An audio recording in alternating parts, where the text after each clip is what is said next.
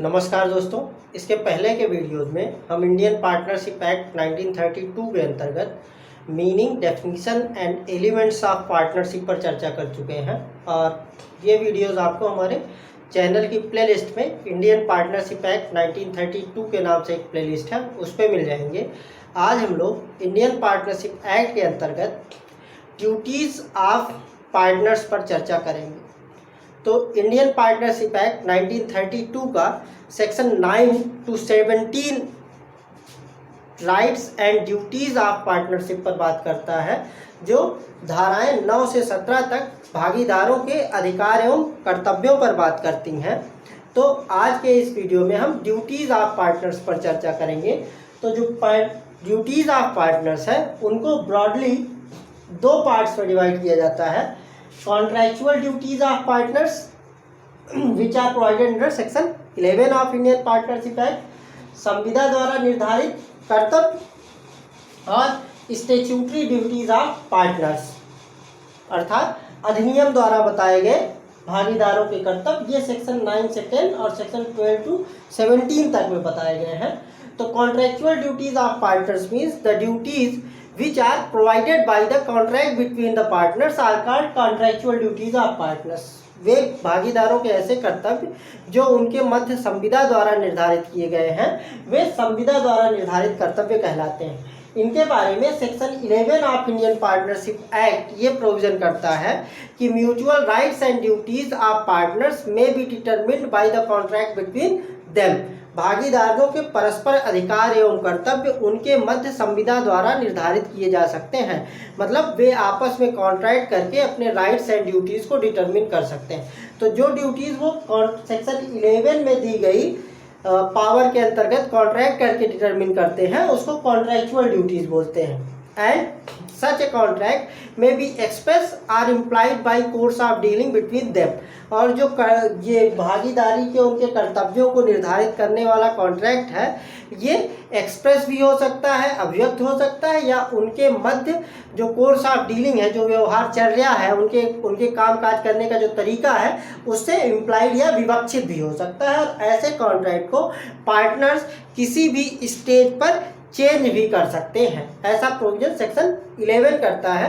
तो contractual duties of partners section 11 के अंतर्गत पार्टनर्स द्वारा कॉन्ट्रैक्ट करके डिटरमिन की जाती हैं। इसके बाद आती है statutory duties of partners. The duties which are provided under Indian partnership act 1932 are called statutory duties. वे ड्यूटीज जो कि इस अधिनियम के अंतर्गत, भारतीय भागीदारी अधिनियम 1932 के अंतर्गत बता दी गई हैं, उनको हम स्टैट्यूटरी ड्यूटीज बोलते हैं या अधिनियम द्वारा निर्धारित कर्तव्य।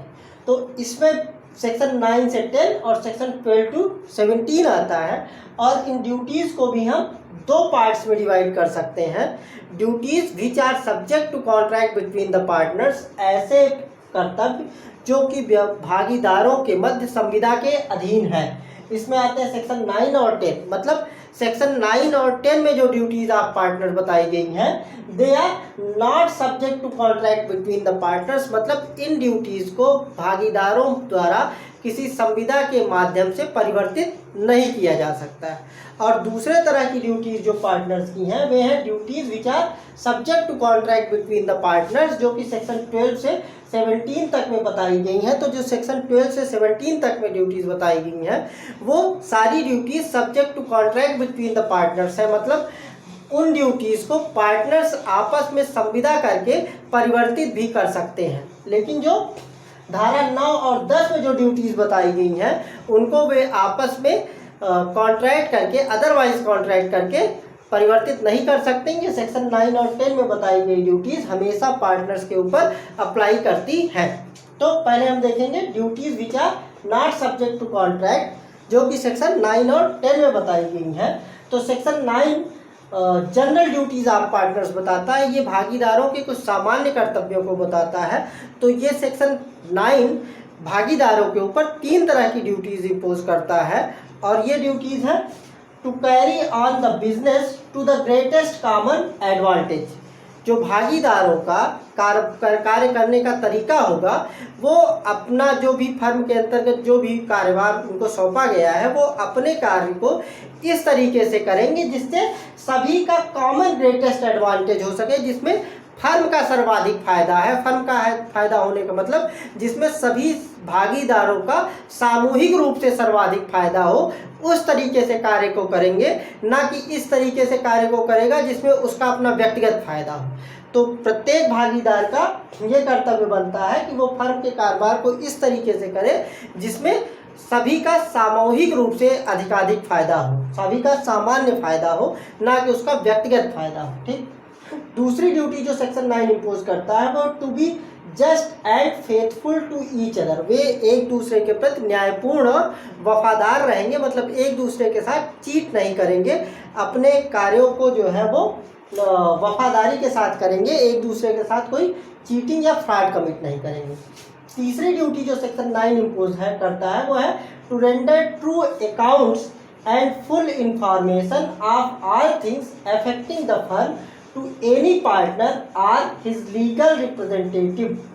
अगर भागीदारी का कोई भागीदार या उसका कोई प्रतिनिधि अगर कोई इंफॉर्मेशन किसी पार्टनर से मांगता है तो सेक्शन 9 ये ड्यूटी इम्पोज करता है कि वो पार्टनर उसके बारे में जो भी ट्रू और फुल इंफॉर्मेशन होगी वो देगा, मतलब सही लेखा जोखा देगा और पूरा लेखा जोखा देगा। वो तथ्यों को छिपाएगा नहीं या आधी अधूरी जानकारी नहीं देगा। तो ये 3 ड्यूटी सेक्शन 9 इम्पोज करता है। इस पे केस है बेंटले वर्सेस कार्वेन का, जो कि ये to carry on the business to the greatest common advantage के टॉपिक पे है, के पॉइंट पे है। बेंटले वर्सेस कार्वेन के केस में ये हुआ कि एक शुगर रिफाइनर्स की फर्म थी, उसमें एक व्यक्ति ऐसा था जिसको शुगर की सेल परचेज के बारे में स्पेसिफिक नॉलेज थी। तो उसको ये ड्यूटी इम्पोज की गई कि फर्म के लिए जो भी शुगर परचेज की जानी है वो स्पेसिफिक पार्टनर ही करेगा। और उस पार्टनर ने क्या किया, जब मार्केट में शुगर के प्राइस लो थे, जब कम था शुगर का प्राइस, तब उसने शुगर खरीद के अपने पर्सनल स्टॉक में रख ली, और जब फर्म को शुगर की ज़रूरत थी तब प्रिवेलिंग मार्केट प्राइस पे, उस समय जो मार्केट पे शुगर का प्राइस था उस पे एक फर्म को बेच दिया। इस तरीके से उसने इंडिविजुअल बेसिस पे प्रॉफिट कमाया। जब अदर पार्टनर्स को इस बात की जानकारी मिली तो उन्होंने उस पार्टनर को सू किया कि उसका जो काम था वो फर्म के कॉमन एडवांटेज के लिए उसने काम नहीं किया, बल्कि उसने इंडिविजुअल एडवांटेज के लिए काम किया। तो कोर्ट ने ये कहा कि जो भी फायदा उसने इंडिविजुअल बेसिस पे कमाया है वो फायदा वो फर्म को रिटर्न करेगा। ये कहा गया बेंटले वर्सेस कार्वेन के केस में। दूसरी ड्यूटी जो इम्पोज की गई है वो है सेक्शन 10 द्वारा है, वो है duty to indemnify for fraud. Section 10 ये कहता है कि अगर फर्म का बिजनेस कंडक्ट करने में किसी पार्टनर द्वारा कोई फ्रॉड कमिट किया जाता है तो उसके फ्रॉड कमिट करने से फर्म को जो भी लॉस होगा उस लॉस की इंडेमनीफाई करना, उस नुकसान की क्षतिपूर्ति करना, ये उस पार्टनर की जिम्मेदारी बनती है जिसने फ्रॉड कमिट किया गया है। इंडेमनिटी के कॉन्ट्रैक्ट को section 124 of Indian contract act में डिफाइन किया गया है। तो सेक्शन 124 इंडियन कॉन्ट्रैक्ट ये कहता है कि इंडेमनिटी का कॉन्ट्रैक्ट या क्षतिपूर्ति की संविदा ऐसी संविदा है जिसमें कि कोई व्यक्ति दूसरे व्यक्ति से ये प्रॉमिस करता है कि उस प्रॉमिसर के एक्ट से या किसी अन्य व्यक्ति के एक्ट से अगर प्रॉमिसी को कोई लॉस काज होता है तो उसकी भरपाई प्रॉमिसर करेगा। तो यहाँ पे सेक्शन 10 ये कहता है कि अगर किसी पार्टनर के फ्रॉड से फर्म को कोई लॉस काज होता है तो उस लॉस की भरपाई, उस नुकसान से की क्षतिपूर्ति करने का दायित्व ये उस पार्टनर को होगा जिसने फ्रॉड कमिट किया हुआ है। किसी भी फर्म में पार्टनर्स की जो स्टैट्यूटरी ड्यूटीज़ हैं उनका जो दूसरा क्लासिफिकेशन है वो है duties of partners which are subject to contract between them. Section 9 और 10 में अभी जो हमने ड्यूटीज डिस्कस की वे subject to contract between the partners नहीं, मतलब वे ड्यूटीज़ हमेशा पार्टनर्स के ऊपर होती हैं, उनको किसी कॉन्ट्रैक्ट द्वारा वे आपस में बदल नहीं सकते। लेकिन जो सेक्शन 12 से 17 तक में पार्टनर्स की ड्यूटीज़ बताई गई हैं उसको वे अपने मध्य किसी कॉन्ट्रैक्ट के माध्यम से चेंज कर सकते हैं या बदल सकते हैं। तो इनमें जो पहली ड्यूटी है वो है duty to due diligence. Duty to due diligence, duty to due diligence या सम्यक तत्परता का कर्तव्य। तो section 12B of Indian partnership act 1932 ये ले डाउन करता है कि every partner in a firm shall attend his duties diligently. Firm का के प्रत्येक भागीदार का यह कर्तव्य होगा कि वे फर्म के कर्तव्यों का सम्यक तत्परता पूर्वक पालन करें। और सेक्शन 13 का F ये कहता है कि अगर कोई पार्टनर फर्म के प्रति अपनी ड्यूटीज़ को डिस्चार्ज करने में कोई विलफुल निगलेक्ट करता है तो उसके विलफुल निगलेक्ट से जो भी लॉस फर्म को काज होगा उसके लिए वो पार्टनर फर्म को इंडेमनिफाई करेगा या उसकी क्षतिपूर्ति, उस नुकसान की भरपाई वो फर्म को करेगा। दूसरी ड्यूटी जो पार्टनर की है वो है duty to use property for firm purpose. Section 15 of Indian partnership act 1932 ये कहता है कि कोई भी पार्टनर जो फर्म की किसी प्रॉपर्टी को होल्ड करता है वो फर्म की प्रॉपर्टी को केवल फर्म के बिजनेस के ही पर्पस से यूज़ करेगा, किसी अन्य पर्पस से वो फर्म की प्रॉपर्टी को यूज़ नहीं करेगा। ये ड्यूटी इम्पोज की गई है सेक्शन 50 द्वारा। और तीसरी ड्यूटी जो है वो कहती है duty to account for personal profit. प्रत्येक भागीदार का ये कर्तव्य होता है कि वो फर्म के कारोबार से जो फर्म का कोई ट्रांजैक्शन या फर्म की प्रॉपर्टी या फर्म का बिजनेस या फर्म का नाम है उससे जो भी प्रॉफिट होगा वो फर्म के लिए होगा, उससे वो कोई पर्सनल प्रॉफिट अर्न नहीं करेगा। लेकिन अगर वो फर्म के किसी ट्रांजैक्शन का यूज़ करके या फर्म की प्रॉपर्टी का यूज़ करके या फर्म के जो बिजनेस कनेक्शन है, जो कारोबारी संबंध है या जो फर्म का नाम है, फर्म नेम है, उसको यूज़ करके अगर कोई पर्सनल प्रॉफिट अर्न करता है तो वो सारा पर्सनल प्रॉफिट का लेखा जोखा वो फर्म को देगा और जो कुछ भी उसने पर्सनल प्रॉफिट या जो कुछ भी व्यक्तिगत लाभ उसने रिसीव किया है, अर्जित किया है, वो सब कुछ वो फर्म को लौटाएगा। ये कहता है सेक्शन 16 का A। सेक्शन 16 का B duty not to compete impose करता है, प्रतिस्पर्धा ना करने के कर्तव्य के बारे में बात करता है। तो सेक्शन 16 का B ये कहता है कि फर्म का कोई भी पार्टनर फर्म के बिजनेस से सिमिलर, मतलब फर्म के बिजनेस से मिलता जुलता कोई कारोबार नहीं करेगा या कोई कंपीटिंग बिजनेस नहीं करेगा, ऐसा कोई बिजनेस नहीं करेगा, ऐसा कोई कारोबार नहीं करेगा जो फर्म के कारोबार का प्रतिस्पर्धी कारोबार। ऐसा इसलिए कि अगर वो फर्म के कारोबार से मिलता जुलता कारोबार करेगा या कोई प्रतिस्पर्धी कारोबार करेगा तो वो हमेशा जिसमें उसका व्यक्तिगत लाभ है उसको वो ज़्यादा ईमानदारी पूर्वक करेगा। फर्म के कर्तव्यों, फर्म के प्रति जो उसके अपने कर्तव्य हैं उसको वो उतनी ईमानदारी से नहीं कर पाएगा।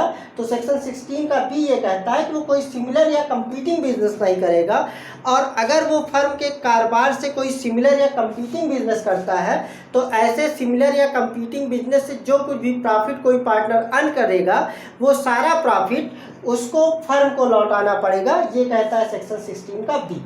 और सेक्शन 17 जो इंडियन पार्टनरशिप एक्ट है वो फर्म में किसी चेंज होने की स्थिति में पार्टनर्स के क्या राइट्स एंड ड्यूटीज़ होंगे उनके बारे में बात करता है। तो सेक्शन 17 ये कहता है कि अगर फर्म में कोई चेंज होता है और चेंज होने के बाद पार्टनर्स के राइट्स एंड ड्यूटीज़ के बारे में कोई कॉन्ट्रैक्ट नहीं किया गया है, कोई कॉन्ट्रैक्ट ऐसा नहीं जो ये बताता हो कि फर्म में चेंज होने के बाद पार्टनर्स के राइट्स एंड ड्यूटीज़ क्या होंगे, तो ऐसी स्थिति में पार्टनर्स के राइट्स एंड ड्यूटीज़ वही बने रहेंगे जो फर्म में चेंज के पहले थे। तो अगर फर्म में कोई चेंज होता है और कोई अदरवाइज कॉन्ट्रैक्ट नहीं है तो पार्टनर्स की ड्यूटीज़ वही होंगी जो फर्म में चेंज के पहले थी। तो इस तरीके से ये पार्टनर्स के ड्यूटीज़ पे हमारा डिस्कशन कंप्लीट होता है। अगले लेक्चर में हम पार्टनर्स के राइट्स पर चर्चा करेंगे। तो हमसे जुड़े रहने के लिए हमारे चैनल को सब्सक्राइब कीजिए और बेल नोटिफिकेशन पर ऑल सेलेक्ट कर दीजिए। और हमारा वीडियोस आपको पसंद आ रहे हो तो हमारे चैनल को लाइक कीजिए और अन्य लोगों के साथ शेयर भी कीजिए। मिलते हैं अगले वीडियो में। Thank you.